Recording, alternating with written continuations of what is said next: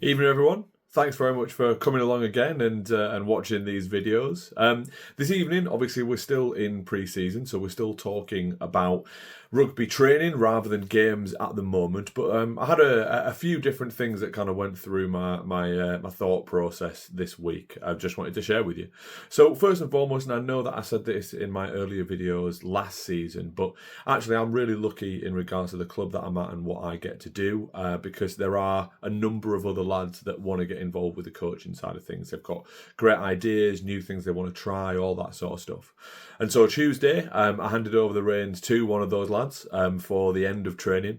And I think it's really important to remember to use people around you because it's a different voice, it's a different approach, and it doesn't just mean that all that pressure of success is on your shoulders.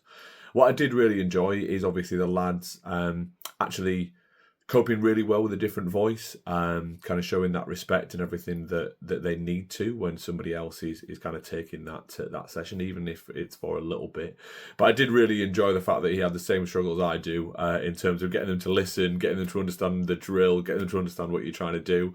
So that was really good. But in terms of advice to other coaches out there, if you have other people that are around you, remember you don't have to do this all on your own. You don't have to sit there and think of all the training drills and be all the motivation and all that sort of stuff. You can if you want to, but you don't have to if you have that support around you.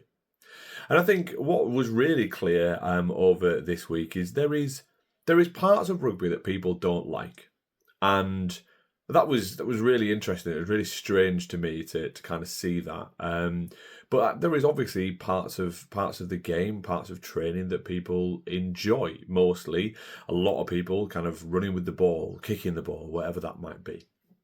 And I think with rugby, it's quite interesting because you can't just do the bits that you enjoy. Thing is if you just focus on those and don't work on the other areas, then actually you get found out really quickly. In our training, we have a notorious drill which is called the Captain's Challenge, or the Captain's Carry, should I say, sorry. And that essentially is one ball carrier against three defenders in a very, very small space. And it is essentially a test of masculinity in terms of kind of what we do, obviously coaching the men's team, or that physical dominance that you want to put on somebody. And essentially it is just run with the ball as hard as you can.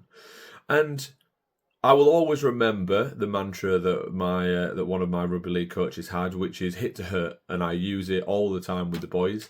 It is when you run with the ball, run with some purpose. Try and hurt that person who is trying to tackle you.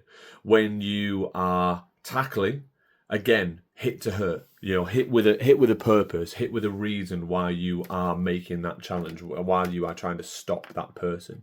And actually, it's really interesting to see that some people just don't enjoy the physical nature of rugby, but you need to teach them. You need to teach them how to do that, because if you have them out there on a Saturday and they get found out by the opposition, or it's also from a safety aspect, they've got to kind of get used to fronting up in those areas, because essentially rugby is a fight that just happens to have a ball, and that's kind of where it starts. And I think that's a really important building block to kind of work on. It's all great to have all the fancy moves and moving the ball and kicking the ball and all that sort of stuff, but everybody has a plan until you get punched in the face. And unfortunately with rugby, although you're not going to get punched, there will be some really aggressive defence. There will be some aggressive teams that you will come up against, and if you don't front up to that to start off with, then it makes it a really difficult game.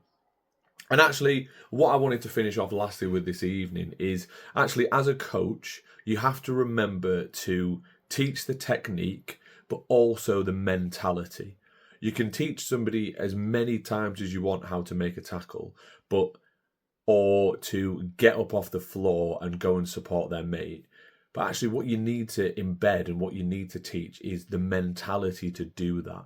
Why do they need to do that in a game? Because if they don't do that, then they leave their mate short. If they don't make that tackle, then that potentially means the opposition score, which makes it then a harder game.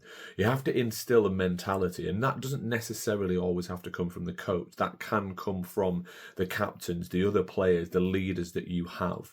But you have to remember to teach the technique, but also the mentality. If there is a massive player running at you, technique of the tackle is great. Get low, get your arms round, hit with your shoulder, don't make it an arms tackle.